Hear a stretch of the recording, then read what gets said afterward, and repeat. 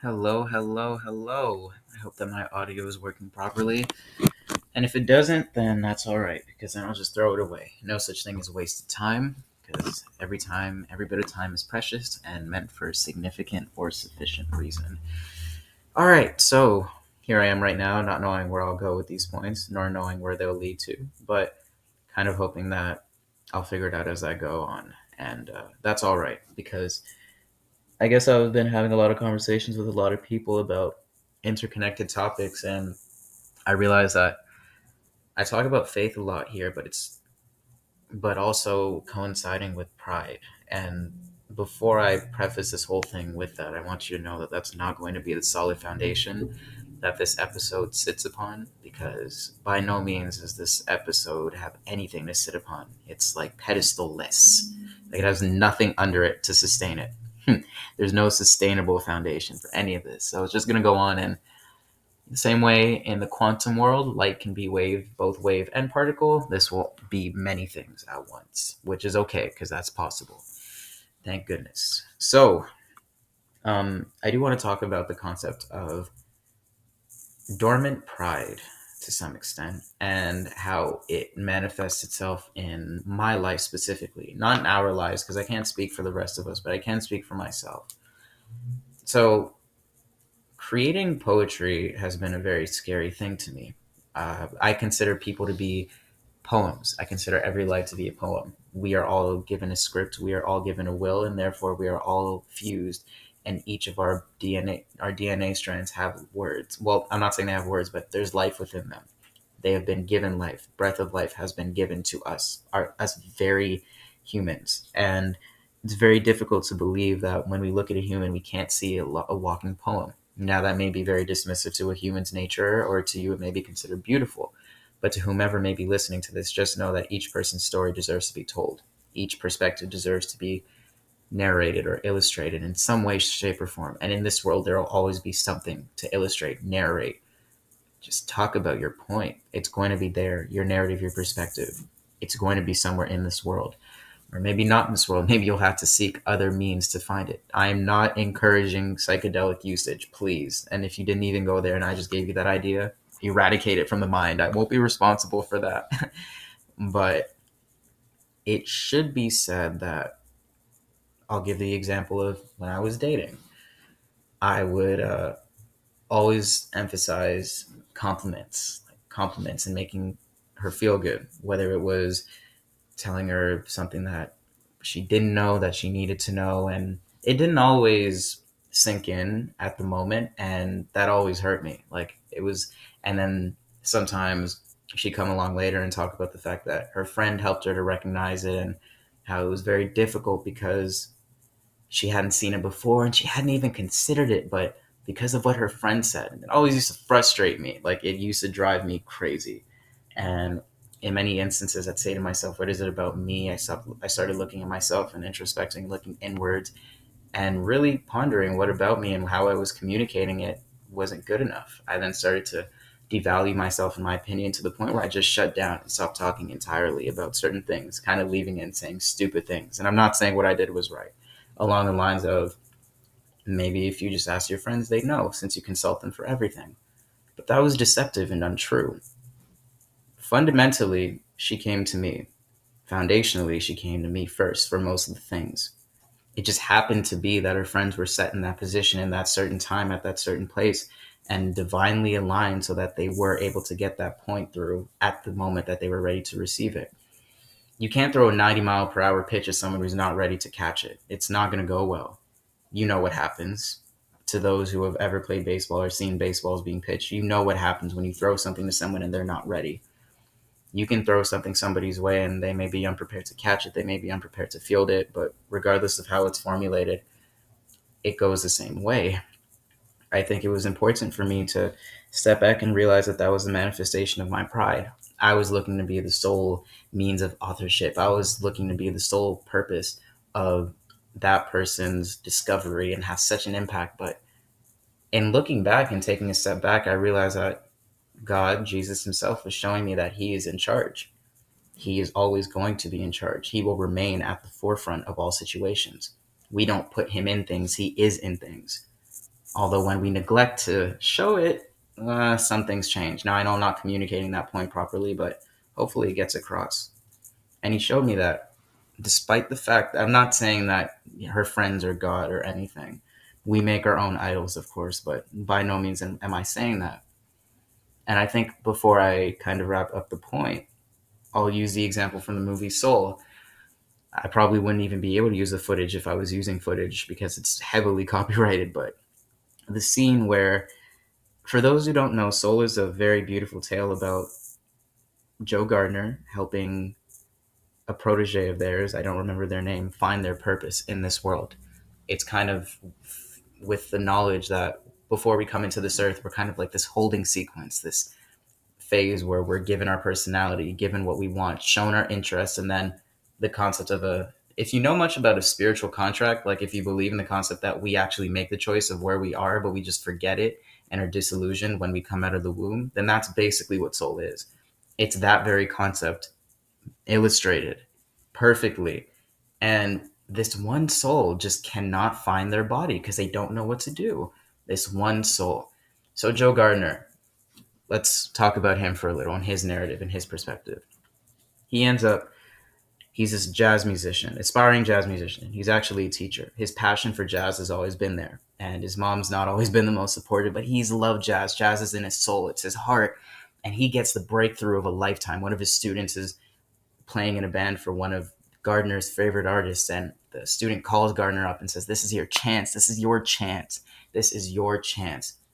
This is your opportunity to make a mark."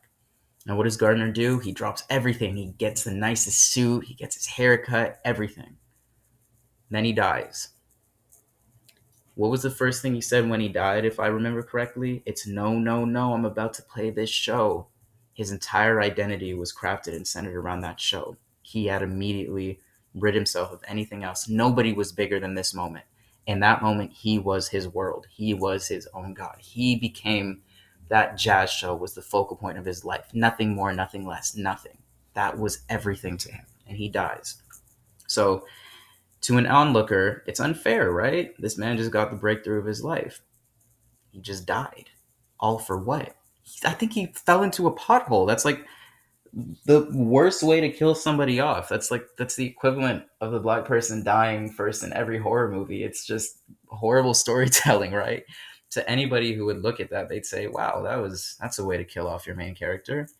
And I'm sure there are some nuances there that I'm not considering, but back to the point. He dies. He goes up, he meets this soul that's stricken in this holding phase, can't find their body, can't find their purpose in life. He actually, at some point, gets so frustrated because he's eventually, I think there's some little mix up, and I think he's the one who caused it, which offsets everything and results in him being the mentor, taking the identity of somebody that wasn't him. This lost soul finds Joe Gardner, and he becomes the mentor of this lost soul. Eventually, it got to the point where this lost soul had been given a chance to go to Earth to live. And I know I may not be explaining everything coherently or cogently, but just stay with me. If you need more details, I'll watch the movie, please. Please. It's all there. And what ends up happening is this lost soul gets a chance at life to go into their body. It may not have been their purpose, but they found it. And what does Joe Gardner do selfishly? Because this show is too important, too bigger than anything, bigger than his death, bigger than the fact that he died so that somebody else could also find their life. Don't draw the comparisons to Jesus, please. But the point is the concept of the fact that in his life he had to put himself aside, but he couldn't because his jazz breakthrough was so big to him. And I emphasize this because to anybody who has gotten to a point in their life that they've always worked for and never knew would come, it's a big moment. For him to die and be transported to this lost soul who was given a chance at life after not knowing anything. What does he do? He steals this opportunity at life, and he selfishly seeks every way of getting back to his body, and he eventually gets back to his body. Whoops. Turns out he ends up in a cat. He ends up now being relegated to the existence of the cat, and now this lost soul has to live in this human body that is considered absolutely disgusting to this soul. The soul does not like anything human-wise. So eventually the soul ends up living Joe Gardner's life for him. And the soul, through living through his body, realizes just how beautiful life can be. But stay with me, because how the soul realized life was beautiful was actually pretty poignant to me. Joe Gardner, as the cat, realizes what his life is. There's something very small as he goes and gets his haircut, but he never really asks about how his barber's doing. He never really opens up to his barber. He never really lets people into his life. He kind of just exists. And the second the soul enters the body, the soul's free. It doesn't know what it's doing. It enjoys life. It eats pizza. It gets stains on their clothes, and because it doesn't really appreciate the body that it's in. It just knows that. And Joe Gardner, who's the cat, who's with the soul the whole time, keeps on reiterating, this is my body. Don't mess it up. But the soul just wants to enjoy life and live life, because this may be the only chance they get at it. But it's not out of joy the soul is doing it. It's out of utter disgust and contempt, because they don't like this body. They just want to get back to the place that they were, the holding place, and just end it and just somehow find a way to swap it, right? Because something went wrong in the process. So we end up in this spot, in this position, where Joe Gardner goes to get a haircut with the soul, the lost soul, and Joe Gardner, of course, and they start talking. Joe Gardner opens up to the barber opens up to Joe Gardner. Joe Gardner asks the barber why that never happened before. The barber then says so simply, "You never asked." And from the cat's perspective, which is where Joe Gardner's soul resides, we now see that a lot in life is bigger than him.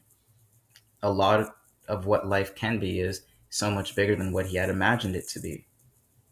And we go through his life through this perspective. He ends up making peace with his mother about the love that he has for Jazz, that he's never been able to communicate it. But it took a lost soul who hated humanity to come to Earth to do that. That doesn't happen unless he dies, right? So at the end of the movie, or towards the end, we start to see the fact we're getting closer to the show. This is still on the same day of the show. He starts to get closer to the show. And the soul, I think, starts to get a little anxious and weary and wants to live, like actually wants to keep this body because they found a zest for life. Like they want to stay in this body. And that's a little selfish too. You can't be somebody you're not. That's actually inherently criminal to who you've been made to be. And it's in that moment where Joe Gardner chases after this body of his that he didn't even value much in his life, running after this body that he wished he could find. Because at some point the lost soul gets lost. You can't find the lost soul. Joe Gardner and this cat is chasing after this body that he didn't appreciate in life at all, other than for his own gain, right? And the irony is puzzling. It kind of just shows itself through hopefully I'm conveying it properly and I'm not just rambling. So the cat finds Joe Gardner's body, right? I'm sure I don't have to reiterate constantly lost soul and Joe Gardner. You're aware that Joe Gardner's in the cat and the body of Joe Gardner is encompassed by the lost soul. And it gets to a point where the lost soul sits down in the body and starts a beautiful monologue about life and struggles and not wanting to. Eventually, a leaf falls from the sky. And that was what the lost soul needed.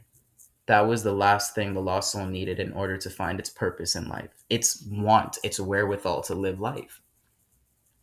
It all ends well, right? Joe Gardner gets in his body. He gets his soul back. There are some other poignant lessons in there that could be emphasized that I think you should watch the movie to really understand, because before the show even happens, we get back to they end up catching them and their souls end up exiting their body and they go back to the holding place. And yeah, so there's a lot that happens in between. But the point is, in all that, if Joe Gardner doesn't die, if this lost soul finds its life or isn't as stubborn as it is, or everyone gives up on it, then Joe Gardner doesn't get to fulfill a greater purpose, because his life wasn't very fulfilling. And I say all this to kind of say that even though in life he was living like he was dead, he had been given life through helping another individual. And it wasn't many people, it was one person. By helping that one person gain their zeal for life and giving them a chance at life, literally, he saw that life was bigger than him. No player is bigger than the club. No human is bigger than their existence. in this grand scheme of things, I'm not saying we're worthless. We are all worth something, enough for a man to come on this earth and die for all of us. And I think it's important to recognize that none of us are bigger than his scheme, than his beauty, than his will. None of us are. We can't position ourselves in the way of it. We can't swim against the current. We can't try and identify the current. We just have to exist. And by simply existing and doing our best, that is what we are being in being human. And I'm not saying I have it all figured out, because by no means is this enlightenment, because once you reach enlightenment, then there's nothing else to reach. I'm kidding. But I'm saying, and for this lost soul, what helped this lost soul find its purpose was a leaf falling on the ground after receiving all these lessons and years of infinite years being in holding, trying to pursue those lessons. What gave that lost soul a zeal for life? A leaf falling on the ground. And at that moment, after I had no longer been with my ex-girlfriend, I realized that my pride had gotten in the way. I had become bigger than the author of this very own world, who had fused my DNA, who had put it all together. And I had tried to position myself to be bigger than him, but I'm not bigger than him. Now, ultimately, this may be seen as foolish because I rambled a lot in this podcast for contextual purposes. Like, I'm using up a lot of time right now trying to emphasize how important this is, because context is important. And there's a lesson to be learned from both sides. Sorry if you hear sirens. That's probably the world's way of saying, wrap it up. You're done talking. Give it a second. Okay, more than a second. All right, there we go. So, something as small as a leaf was able to give it its purpose. I may have planted the seed in my ex-girlfriend's brain and in her head about what she could do, but it wasn't until her friend might have pointed out something small that it may have fully clicked. Can throw a pitch that someone's not ready to receive, and it's not even their fault. It's no one's fault for not understanding something at the moment. Sometimes things have to happen. There's an order in things, and if we don't, and if we try and if we position ourselves and think of ourselves as greater than that order, then we end up faltering to that very order and become victims to ourselves. Like the concept, the one who stands for the one, what is it? The one who stands for everything betrays themselves. No, that's not it. Point is, I think it's important it was important for me to realize that I am no bigger than anything, really. Yes, I have meaning. Yes, I have purpose. Yes, I have significance. In the small things like leaves falling on the ground, in the small things like sirens going by, in those small aspects of life that speak to the kaleidoscope, like that. As I'm speaking right now, that first responder is likely going to somebody who's in distress, but they won't be anything in my life. That siren won't be anything in my life, but an inkling that you'll hear on this podcast, and then you'll go on with your own life as well. To exist is beautiful. To just be is beautiful. To be, I'm not saying present, I'm not saying future, I'm saying to be. To be is beautiful. And I guess I just used an entire example of soul for it to lead to nothing, because in my mind, I don't think I connected those points properly, and I still think I'm leaving a lot of loose ends. And if the point was conveyed, I'd be shocked. But I guess as I've communicated through, hopefully, this podcast, through one's lens is not what it is through the other. And I'm definitely going to end this right now, because it's been 19 minutes of yapping about being human to humans who already know how to human. I don't encourage you to use your day and listen to this, because, like, although I'm grateful for it, I really think I could have used more, but I'm not going to deprive the world of me struggling to put things together, since it's what makes us human. So I'm going to put this out there at my expense and wait. Actually, thank goodness no one listens to the podcast. Imagine this is the one episode that gets a good viewership. It probably won't, so I'll be safe. But here I am contending with myself.